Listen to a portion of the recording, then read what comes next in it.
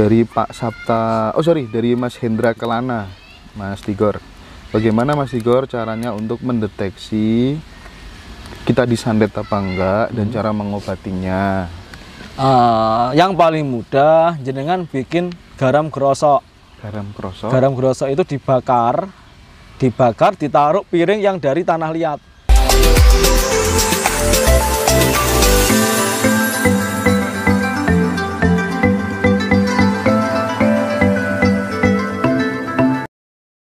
Nah ini pertanyaan asik ini Mas Tigor, tolong dijawab serius ini. Adakah saran atau lelaku agar saya bisa lepas dari kecanduan sabu?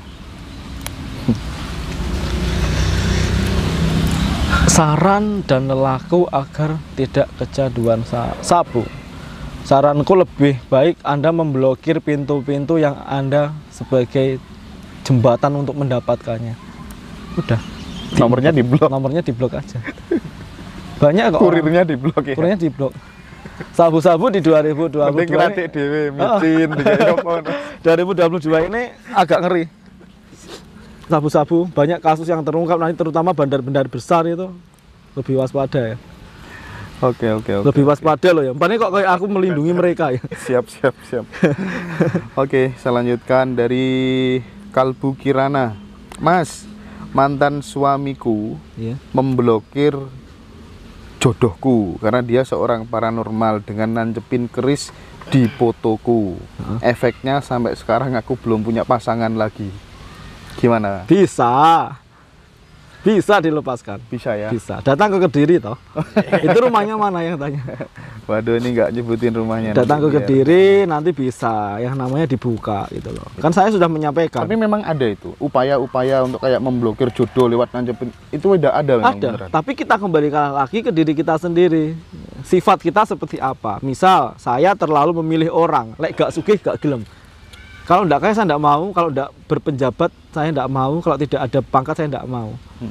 Itu sudah ada loh di dalam tubuh. Nah, pada saat kita kesalahan dengan orang, kita diblokir, kita enggak bisa ketemu orang berbolak-balik, situnya cocok, sananya enggak.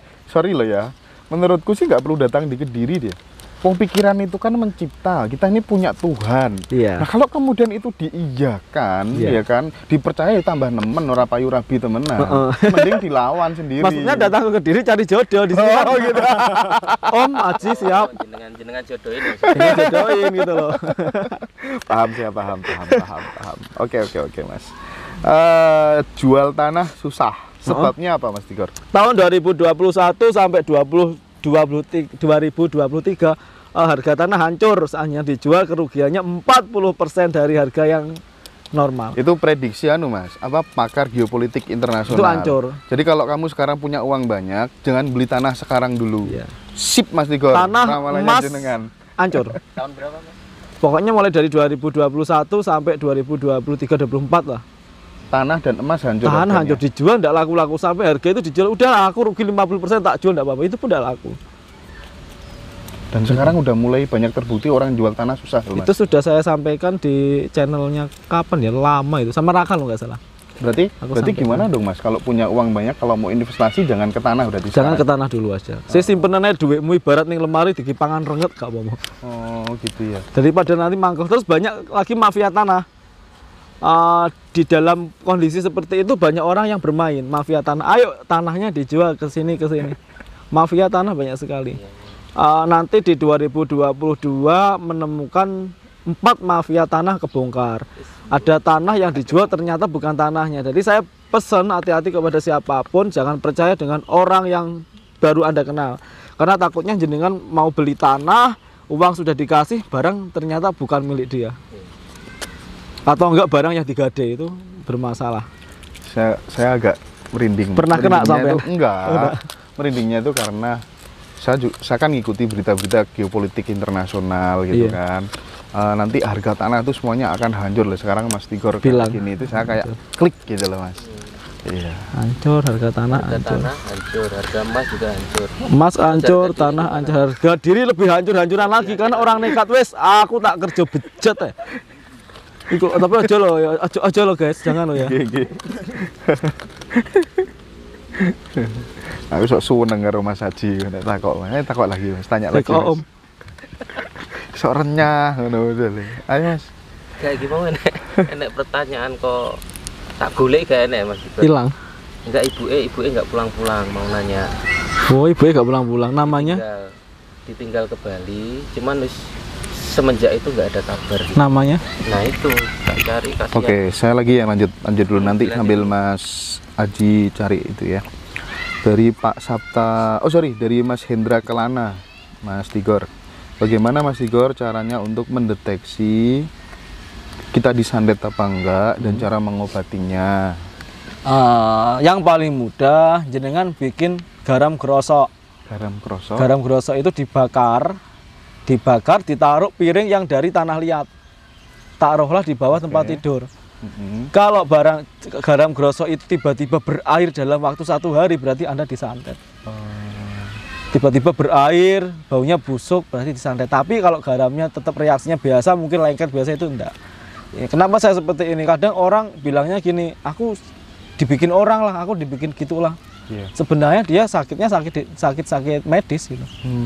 Banyak orang yang curhat ke saya, Mas, aku kok seperti ini ya, apa dibikin orang? Saya lihat dirinya dibikin orang. Iya, saya lihat dirinya tidak dibikin orang, ternyata dirinya sendiri yang mimpi karma berat itu. Bapak dulu pernah menikah ya sama orang, anaknya tidak dirawat. Iya Mas. Ya ini karma Bapak, makanya Bapak sekarang stroke kayak seperti ini. Karena hukum yang tidak bisa diubah ya hukum karma. Sampai dia tidak ngaku loh. Bapak menikah toh sama orang Bali, enggak punya anak atau enggak? Ternyata punya anak. Tuh. Jadi jangan selalu menyalahkan orang, jangan kita nyalain kita dibikin. Sebenarnya yang bikin kacau adalah diri kita sendiri. Makanya hati-hati sama perbuatan kita.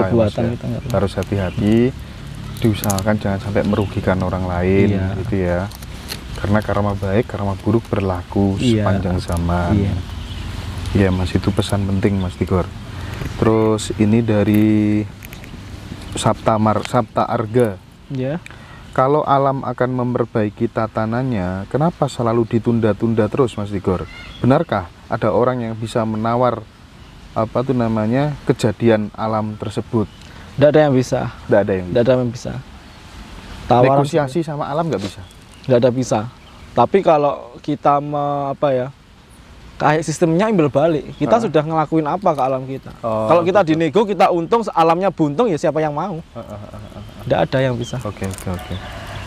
Jadi misalnya Merapi mau meletus, ada orang yang datang melakukan negosiasi sama yang taruhlah kemudian yang jaga dalam tanda kutip. Itu menurut Mas Tigor memungkinkan apa enggak? Untuk yang saat ini Merapi tidak bisa dinegosiasi. Nggak bisa ya? Nggak bisa. Karena apa? Tingkah manusia sendiri lebih bejat daripada tingkah binatang. Tingkah manusia lebih bejat daripada tingkat jin.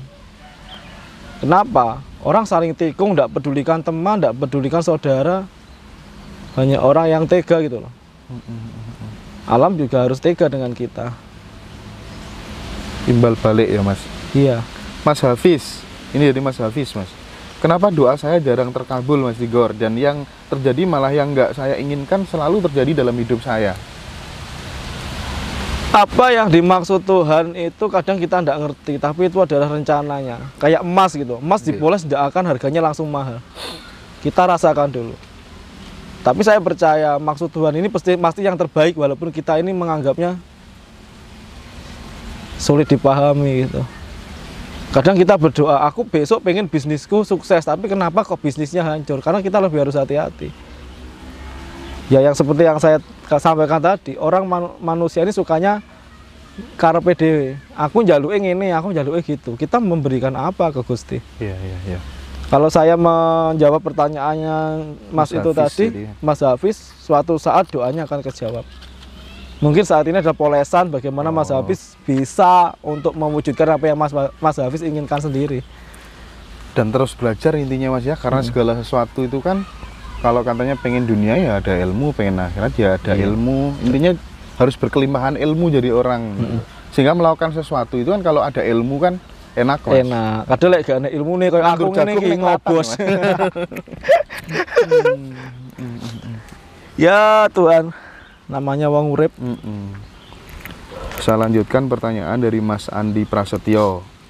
Setelah ini pengalaman pribadi Mas, nanti jenengan menanggapi aja. Setelah Semeru meletus, saya dapat perintah malam Jumat Kliwon ke Gunung Serandil Cilacap. Iya. untuk datang ke pertapaan yang ada patung Sang Hyang Semar. Setelah ritual jam 12 malam, saya melihat di sana ada Padma, ada Batara Guru, Pasopati, dan Ongkara. Dan saya melihat magma yang keluar serta mengalir kemana-mana di Gunung Merapi. Iya.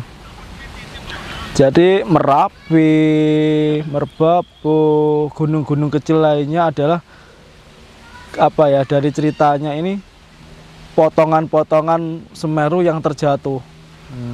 Keseimbangan Jawa akhirnya diambilkan dari gunung dari India. Dewa Wisnu berubah menjadi kura-kura, Dewa Brahma menjadi ular besar untuk membawa gunung tersebut dipindahkan di ujungnya Jawa. Nah, di dalam perjalanan itu sudah dipindahkan kok Pulau Jawa tetap Jombat itu apa ya bahasa Jawa nih, bahasa Indonesia nih, kok tetap ndak imbang, akhirnya lah dipotonglah Semeru ditaruh ujung, nah Gunung Penanggungan ditaruh ujung buat keseimbangan. Nah gunung yang lainnya kayak Merapi, kayak yang lain-lainnya itu kan gunung yang pretelannya, apa ya pretelannya, potong-potongannya. Cuma Gunung Semeru ini adalah bapaknya dari Gunung Agung.